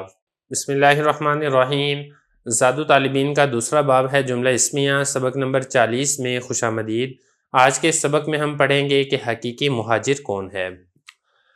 قال رسول اللہ صلی اللہ علیہ وسلم المہاجر من حجر الخطایا والذنوب۔ نبی کریم صلی اللہ علیہ وسلم نے ارشاد فرمایا حقیقی مہاجر وہ ہے جس نے تمام گناہوں کو چھوڑ دیا۔ اب چلتے ہیں اس کے لغوی صرفی تحقیق کی طرف۔ پہلا لفظ ہے المہاجر، باب اس کا مفاعلہ ہے ہاجر یہاجر، اسی سے ہی اسم فاعل کا یہ صیغہ ہے۔ اور اگلا لفظ دیکھیں ہاجر یہجر، اس کا مطلب ہوتا ہے چھوڑنا، ترک کرنا۔ اور اس کے بعد اگلا لفظ دیکھیں خطایا، خطایا یہ جمع ہے خطیتن کی، باب اس کا آتا ہے سامیہ، خطیہ یخطاؤ، اس کا مطلب ہوتا ہے خطا کرنا اور غلطی کرنا۔ ذنوب یہ ذنب کی جمع ہے اور یہ گناہ کو کہا جاتا ہے۔ حدیث مبارک ہم نے پڑھ لی ہے، ترجمہ کر لیا ہے، لغوی صرفی تحقیق کر لی ہے، اب چلتے ہیں اس کی تشریح کی طرف۔ دیکھیں یہ جو حدیث ہے اس کے اندر مہاجر یعنی ہجرت کرنے والا، اس کے ذمہ یہ لازم اور ضروری قرار دیا گیا ہے، وہ یہ ہے کہ انسان جو ہجرت ہے وہ ہجرت گناہوں کو چھوڑ کے اللہ تعالیٰ کی رضا کی طرف کرے۔ دیکھیں ایک ہجرت تو وہ ہے جو عام طور پر سب ہی جانتے ہیں، وہ کیا ہے؟ الفرار بالدین من الفتن، یعنی دینی فتنے کی وجہ سے انسان کو دین پر عمل کرنے میں مشکل پیش آ رہی ہو تو انسان وہاں پر سے چھوڑ کے دوسری جگہ پر چلے جائے، اس کو ہجرت کہا جاتا ہے، جو ظاہری ہجرت ہے جیسے کہ میں نے گزشتہ سبق کے اندر بھی آپ کو بتایا تھا۔ لیکن اگر آپ غور کریں تو یہ والی جو ہجرت ہے یعنی گناہوں کو چھوڑ کے اللہ تعالیٰ کی رضا کی طرف جانا، اللہ تعالیٰ کی اطاعت کی طرف جانا، جس کو باطنی ہجرت کہا جاتا ہے، یہی اصل کے اندر سبب بنتی ہے ظاہری طور پر ہجرت کا۔ یعنی آدمی کو گناہوں میں پڑنے کا خطرہ ہوتا ہے، کوئی طریقہ نہیں ہوتا بچنے کا، تو لہذا وہ ایک جگہ سے چھوڑ کر دوسری جگہ پر چلا جاتا ہے۔ تو اگر تو آدمی ظاہری طور پر ہجرت کر رہا ہے لیکن باطنی طور پر گناہوں کو نہیں چھوڑ رہا ہے تو پھر ظاہری طور پر بھی ہجرت کا کوئی خاص فائدہ نہیں ہوتا ہے۔ تو اس لیے ہر ایک کو اس بات کا بطور خاص خیال رکھنا چاہیے کہ انسان اللہ تعالیٰ کی نافرمانی والی زندگی کو چھوڑ کے اللہ تعالیٰ کی رضا اور اللہ تعالیٰ کی فرما بردار والی زندگی کو اختیار کرے۔ بہرحال یہ اس حدیث کی تشریح ہے، اب چلتے ہیں اس حدیث کی ترکیب کی طرف۔ ترکیب اس کی آسان ہے، المہاجر یہ بنے گا مبتدا اور من یہ بنے گا موصول، ہاجرہ یہ فعل ہے، الخطایا یہ اس ہاجرہ کا مفعول ہے لیکن یہ پہلے بنے گا معطوف علیہ، واو اور فعل ہے ذنوب معطوف علیہ معطوف سے مل کر ہاجرہ کا مفعول ہے، ہاجرہ فعل اپنے فاعل اور مفعول سے مل کر جملہ فعلیہ خبریہ ہو کر من موصول کا صلہ ہے، من موصول اپنے صلہ سے مل کر المہاجر یہ مبتدا کی خبر ہے، مبتدا اپنی خبر سے مل کر جملہ اسمیہ خبریہ ہوگا۔ بسم اللہ الرحمن الرحیم۔ زاد طالبین کا دوسرا باب ہے جملہ اسمیہ، سبق نمبر 41 میں خوش آمدید۔ آج کے سبق میں ہم یہ پڑھیں گے کہ گواہ مدعی کے ذمے ہے۔ قال رسول اللہ صلی اللہ علیہ وسلم البینۃ علی المدعی والیمین علی المدعی علیہ۔ ترجمہ دیکھ لیں، نبی کریم صلی اللہ علیہ وسلم نے ارشاد فرمایا گواہ مدعی کے ذمے ہے اور قسم کھانا مدعا علیہ کے ذمے ہے۔ عبارت ہو چکی ہے، ترجمہ ہو چکا ہے، اب اس میں کچھ الفاظ ہیں اس کو دیکھ لیں۔ سب سے پہلا لفظ ہے البینہ۔ بینہ دلیل کو کہا جاتا ہے، حجت کو کہا جاتا ہے، اور اگر ہم اس کے باب کی بات کریں، باب یہ ضربہ سے بھی آتا ہے، بانا یبینو بیانن، اس کا مطلب ہوتا ہے واضح ہونا، ظاہر ہونا۔ تو دوسرا لفظ یہاں پہ ہے مدعی۔ مدعی کو ذرا سمجھیں، مدعی کسے کہتے ہیں؟ دیکھیں مدعی کہتے ہیں دعویٰ کرنے والے کو، اور مدعا علیہ وہ جس کے اوپر دعویٰ کیا گیا ہو، یا ہم یہ کہیں کہ جس کے خلاف دعویٰ کیا گیا ہو۔ مطلب یہ بنے گا کہ دعویٰ کرنے والا اپنا دعویٰ کو ثابت کرنے کے لیے اسے دو گواہ یہ پیش کرنے ہوں گے، اور جس کے خلاف دعویٰ کیا گیا ہے اگر تو وہ مدعی کی بات کا اقرار کر لیتا ہے پھر تو بالکل بات درست ہے، پھر تو گواہوں کی بھی ضرورت نہیں ہے۔ اگر وہ مدعی کی بات کو صحیح نہیں مانتا ہے، مدعی کی بات کا انکار کرتا ہے، تو اسے یعنی مدعا علیہ اس کو اپنی بات منوانے کے لیے قسم اٹھانی ہوگی، بشرطے کہ مدعی اس کا مطالبہ کرے۔ دیکھیں یہ جو حدیث ہے، اس حدیث کے بارے میں حضرت امام اعظم ابو حنیفہ رحمہ اللہ تعالی ارشاد فرماتے ہیں کہ یہ حدیث بطور ضابطہ اور قانون کے ہے، کیونکہ یہ حدیث مشہور ہے اور قرآن مجید سے بھی یہی والی بات ثابت ہوتی ہے۔ قرآن مجید میں آتا ہے وَاسْتَشْهِدُوا شَهِيدَيْنِ مِن رِجَالِكُمْ فَإِن لَّمْ يَكُونَا رَجُلَيْنِ فَرَجُلٌ وَاحِدٌ، یعنی دو مردوں کو اپنے مردوں میں سے گواہ بنا لیا کرو، اگر دو مرد نہ ہو تو ایک مرد اور دو عورتیں ہوں۔ اسی طریقے سے ایک دوسری جگہ پر بھی ارشاد فرمایا کہ آپس میں دو معتبر اشخاص کو گواہ بنا لو۔ ترکیب دیکھ لیں، البینہ یہ بنے گا مبتدا، الا حرف جر ہے، مدعی مجرور ہے، جار مجرور مل کر یہ کائناتن شبہ فعل کے متعلق ہوگا، اس میں ہیا ضمیر بنے گا اس کے لیے فاعل، شبہ فعل اپنے فاعل اور متعلق سے مل کر جملہ ہو کر یہ البینہ مبتدا کی خبر ہے، مبتدا اپنی خبر سے مل کر جملہ اسمیہ خبریہ ہو کر یہ بن جائے گا معطوف علیہ، واو حرف عطف ہے، یمین یہ بنے گا مبتدا، الا حرف جر ہے، المدعا یہ شبہ فعل ہوگا، اس میں ہوا ضمیر یہ بنے گی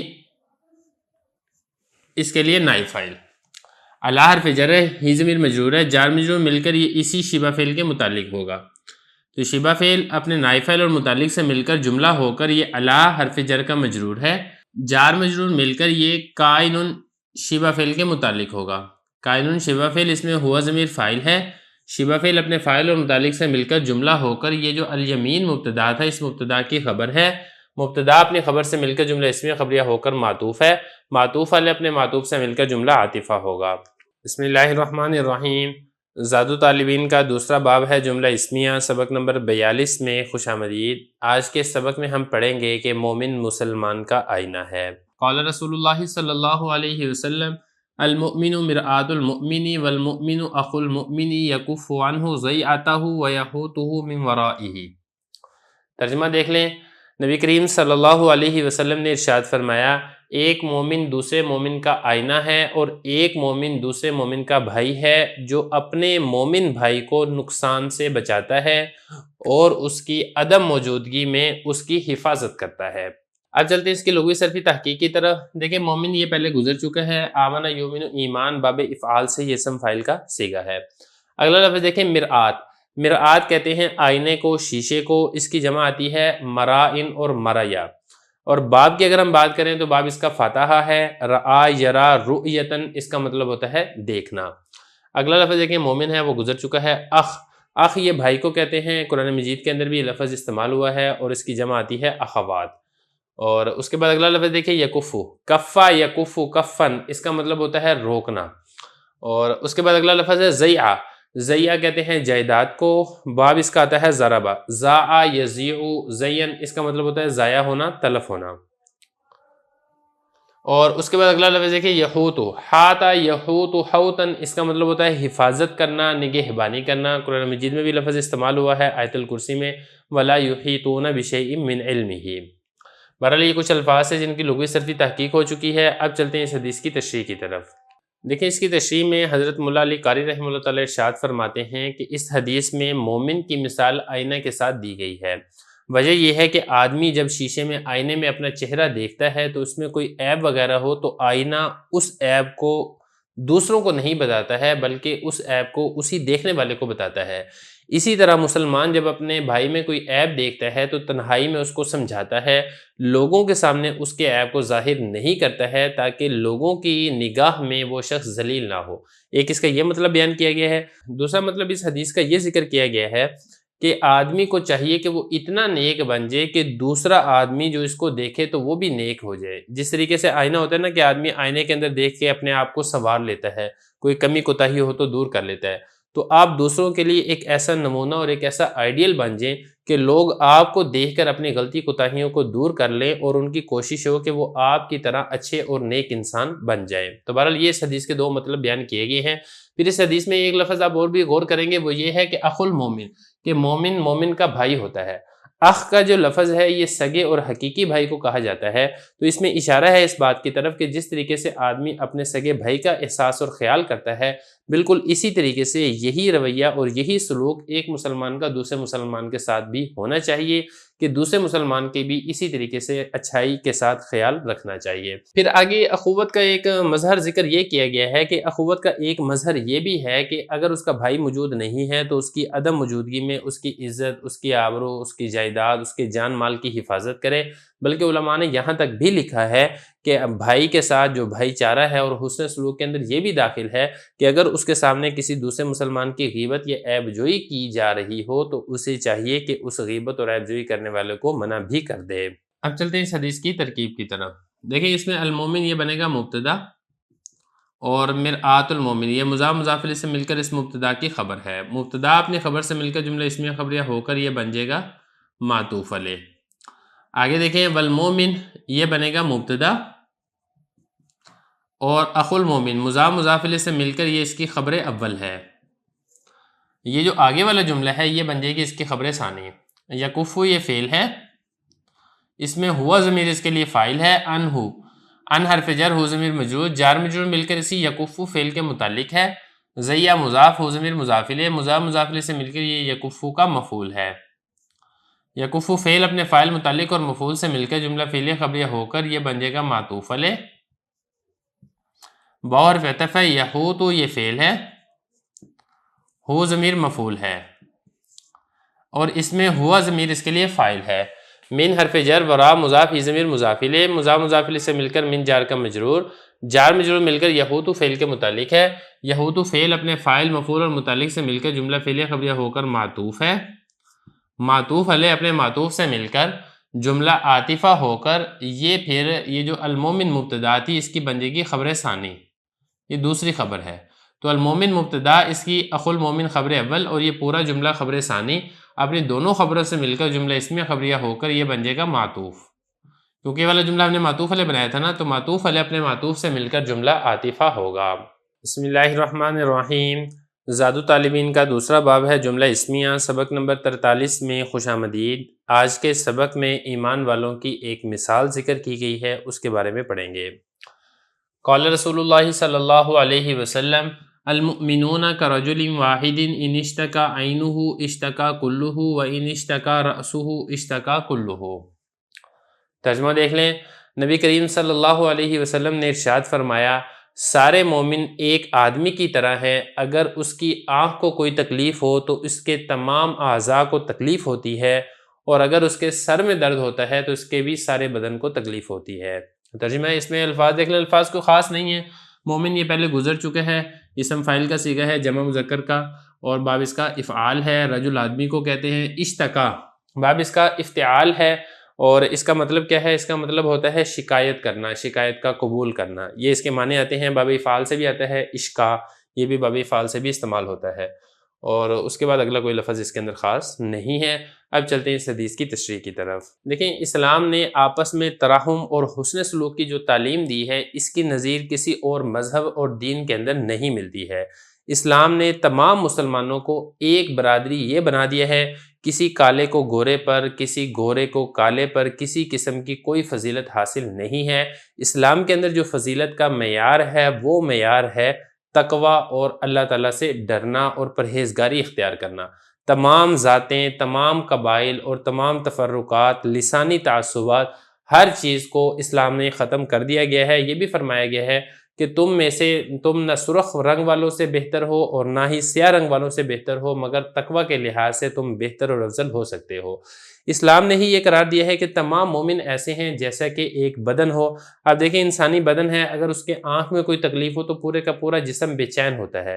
اگر سر کے اندر درد ہوتی ہے تو پورے کا پورا جسم بے اطمینان اور بے سکونی محسوس کرتا ہے۔ بالکل اسی طریقے سے یہاں پر یہ تعلیم دی جا رہی ہے کہ اگر کسی ایک مسلمان کو کوئی غم ہے، کوئی تکلیف ہے، تو دیگر مسلمانوں کو بھی یہ نہ ہو کہ صرف تکلیف ہے تو اسی کو تکلیف ہے، مجھے کیا پرواہ ہے۔ ایسا نہیں ہونا چاہیے۔ اس کو بالکل ویسے ہی خیال اور احساس کرنا چاہیے کہ جس طریقے سے اگر اس کو خود کوئی تکلیف پہنچتی تو اس کو کس طریقے سے اپنا خیال اور احساس کرنا چاہیے تھا۔ تو لہذا چاہیے کہ دیگر مسلمانوں کی تکلیف کو دور کرنے کی کوشش کی جائے اور دیگر مسلمانوں کے غم کو اپنا غم سمجھ کے اس کو ختم کرنے کی کوشش کی جائے۔ اگر پوری امت مسلمہ میں یہ والی بات آج پیدا ہو جائے تو پوری امت مسلمہ کے اندر اتنی طاقت پیدا ہو جائے گی کہ پوری امت مسلمہ میں سے کسی ایک فرد یا کسی ایک قبیلہ یا کسی ایک ملک کا اوپر جو کفارہ ظلم و ستم اور تشدد کر رہے ہیں، کسی کی مجال نہیں ہے کہ وہ مسلمانوں کو اس طریقے سے ظلم و ستم اور تشدد کا نشانہ بنا سکیں۔ تو یہ بتایا کہ مومن کی مثال ایسے ہے جیسے کہ ایک آدمی ہو، اگر اس کے آنکھ میں درد ہے تو پورے کا پورا جسم کے اندر درد محسوس ہوتی ہے، اور اگر اس کے سر میں درد ہو تو پورے کا پورا جسم یہ بھی سر میں درد اور تکلیف کو محسوس کرتا ہے۔ ترکیب دیکھ لیں، ترکیب اس کی آسان ہے۔ المومنون یہ بنے گا مبتدا، کاف حرف جر، رجل موصوف، واحد صفت، موصوف صفت مل کر جار کا مجرور ہے، جار مجرور مل کر یہ کائنون شبہ فعل کے متعلق ہوگا۔ کائنون شبہ فعل اس میں واو ضمیر فاعل، شبہ فعل اپنے فاعل اور متعلق سے مل کر جملہ ہو کر اس مبتدا کی خبر ہے، مبتدا اپنی خبر سے مل کر جملہ اسمیہ خبریہ ہوگا۔ آگے دیکھیں، ان حرف شرط ہے، اشتقا فعل، عین مضاف، واو ضمیر مضاف الیہ، مضاف مضاف الیہ سے مل کر یہ اشتقا کا فاعل ہے، اشتقا فعل اپنے فاعل سے مل کر جملہ فعلیہ خبریہ ہو کر یہ بنے گا شرط، اشتقا فعل، اور کل مضاف و ضمیر مضاف الیہ، مضاف مضاف الیہ سے مل کر یہ اس کا فاعل ہے، فعل فاعل مل کر جملہ فعلیہ خبریہ ہو کر یہ بن جائے گا جزا، شرط اپنی جزا سے مل کر جملہ شرطیہ جزائیہ ہو کر معطوف علیہ، اور آگے بھی بالکل ایسی ہے۔ ان حرف شرط ہے، اشتقا فعل راسہ، مضاف مضاف الیہ سے مل کر اشتقا کا فاعل ہے، اشتقا فعل اپنے فاعل سے مل کر جملہ فعلیہ خبریہ ہو کر شرط ہے، اشتقا فعل کل مضاف و ضمیر مضاف الیہ، مضاف مضاف الیہ سے مل کر اشتقا کا فاعل ہے، اشتقا فعل اپنے فاعل سے مل کر جملہ فعلیہ خبریہ ہو کر جزا ہے، شرط اپنی جزا سے مل کر جملہ شرطیہ جزائیہ ہو کر معطوف، معطوف علیہ اپنے معطوف سے مل کر جملہ عاطفہ ہوگا۔ بسم اللہ الرحمن الرحیم۔ زاد طالبین کا دوسرا باب ہے جملہ اسمیہ، سبق نمبر 44 میں خوش آمدید۔ آج کے سبق میں ہم حدیث پڑھیں گے کہ سفر عذاب کا ٹکڑا ہے۔ قال رسول اللہ صلی اللہ علیہ وسلم السفر قطعۃ من العذاب یمنع احدکم نومہ وطعامہ وشرابہ فاذا قضى احدکم نہمتہ من وجہہ فلیعجل الی اہلہ۔ اس کا ترجمہ دیکھ لیں، نبی کریم صلی اللہ علیہ وسلم نے ارشاد فرمایا، سفر عذاب کا ٹکڑا ہے، وہ روک دیتا ہے تم میں سے ایک کو اس کی نیند سے، اس کے کھانے سے، اس کے پینے سے۔ جب تم میں سے کوئی ایک اپنے سفر کی غرض کو پورا کر لے تو اسے چاہیے کہ وہ اپنے گھر والوں کی طرف واپس لوٹنے میں جلدی کرے۔ اب چلتے ہیں اس کی لغوی صرفی تحقیق کی طرف۔ پہلا لفظ ہے السفر۔ سفر اس کا مطلب ہوتا ہے مسافت طے کرنا، ہم اردو کے اندر بھی اسی لفظ کے اندر استعمال کرتے ہیں سفر کرنا، اور جمع اس کی آتی ہے اسفار، باب اس کا آتا ہے ناصرہ، سافارہ یسفور سفورن، اس کا مطلب ہوتا ہے سفر کرنا۔ قرآن مجید میں بھی لفظ استعمال ہوا ہے ان کنتم علی سفر۔ اگلا لفظ دیکھیں، قطع۔ قطع کہتے ہیں ٹکڑے کو، قطع کرنا، کاٹنا، یہ اس کے معنی آتے ہیں۔ باب اس کا آتا ہے فاتح یفتح، قطع یقطع قطعا، ٹکڑے ٹکڑے کرنا، کاٹنا، اور جمع اس کی آتی ہے قطعون۔ عذاب یہ سزا کو کہا جاتا ہے۔ منع یمنع، باب اس کا فتح یفتح ہے، کسی ایک کو منع کرنا، روکنا۔ نوم نیند کو کہتے ہیں، طعام کھانے کو کہتے ہیں، شراب پینے والی چیز کو کہتے ہیں۔ اگلا لفظ دیکھیں، قضا۔ باب اس کا ضرب یضرب ہوتا ہے، قضا یقضی اس کا مطلب ہوتا ہے ضرورت کو پورا کرنا، کسی چیز کی ادائیگی کرنا، اس کو کہا جاتا ہے۔ اور اس کے بعد اگلا لفظ دیکھیں نحمہ، نحمہ کہتے ہیں ضرورت کو، حاجت کو۔ باب اس کا سامی آتا ہے، نحیمہ ینحمو نحمن و نحامتن، مریض ہونا، اس معنی کے اندر یہ لفظ استعمال ہوتا ہے۔ اجل یعجل تعجیل، باب اس کا تفعیل ہے، اس کا مطلب ہوتا ہے کسی چیز کی طرف جلدی کرنا۔ اور وجہ، یہ ایک لفظ رہ گیا تھا، اس کو بھی دیکھ لیں، وجہ چہرے کو کہتے ہیں، اس کی جمع آتی ہے وجوہ۔ عبارت ہو چکی ہے، ترجمہ ہو چکا ہے، لغوی صرفی تحقیق ہو چکی ہے، اب چلتے ہیں اس کی تشریح کی طرف۔ دیکھیں اس حدیث کے اندر ایک ادب ذکر کیا جا رہا ہے سفر کا، وہ یہ ہے کہ آدمی جب اپنے کسی مقصد اور ضرورت کے لیے سفر پر جائے تو پھر اسے چاہیے کہ جب اس کی ضرورت اور مقصد پورا ہو جائے تو پھر وہ جلدی اپنے گھر میں واپس آ جائے، وہ سفر کے اندر اپنے آپ کو زیادہ مصروف نہ رکھے، کیونکہ سفر کے اندر یہاں بھی یہ ذکر کیا گیا کہ سفر عذاب کا ایک ٹکڑا ہے۔ عذاب کا ٹکڑا کیسے کہا گیا ہے؟ سفر کے اندر حضرت نے فرمایا ہے کہ دیکھیں سفر جو ہے انسان کو اس کی نیند سے روک دیتا ہے، کھانے سے روک دیتا ہے، پینے سے روک دیتا ہے۔ آپ کو معلوم ہے جب انسان سفر کے اندر ہوتا ہے نہ تو وہ ٹھیک طریقے سے اپنی نیند پوری کر سکتا ہے سیٹ کے اوپر، اور کھانے پینے کا بھی اس کو کوئی صحیح موقع نہیں ملتا ہے۔ اگر اس کو کوئی کھانے پینے کا سامان ملتا بھی ہے تو اس کی جو غذائیت ہے اور جو اس کا غذا کا جو معیار ہے وہ انتہائی ناقص ہوتا ہے۔ پانی کے بارے میں بھی آپ کو معلوم ہے کہ پانی بھی بہت پیسوں کا ملتا ہے اور مہنگا پانی ملتا ہے، اور پھر صحیح طریقے سے برتن بھی انسان کو میسر اور مہیا نہیں ہوتے ہیں، تو اسی وجہ سے سفر کو عذاب کے ٹکڑے کے ساتھ ایک تشبیہ دی گئی ہے۔ پھر سفر کے اندر صرف یہی والی خرابیاں نہیں ہیں، کچھ اور بھی سفر کے اندر مسائل ہیں۔ سردی کے انسان کو خوف ہوتا ہے، گرمی کا انسان کو مسئلہ ہوتا ہے۔ گھر کے اندر تو انسان بڑی آسانی اور سہولت کے ساتھ سردی اور گرمی کو ایڈجسٹ کر لیتا ہے، لیکن سفر کے اندر یہ والے کام کرنے مشکل ہوتے ہیں۔ اور قضائے حاجت کا انسان کو بڑا مسئلہ پیش آتا ہے، انسان کو واش روم جانا ہوتا ہے لیکن اس کو سہولت میسر نہیں ہوتی۔ تو خلاصہ کلام یہ ہے کہ سفر کے اندر بہت زیادہ مشکلات اور تکلیفوں کا سامنا انسان کو کرنا پڑتا ہے۔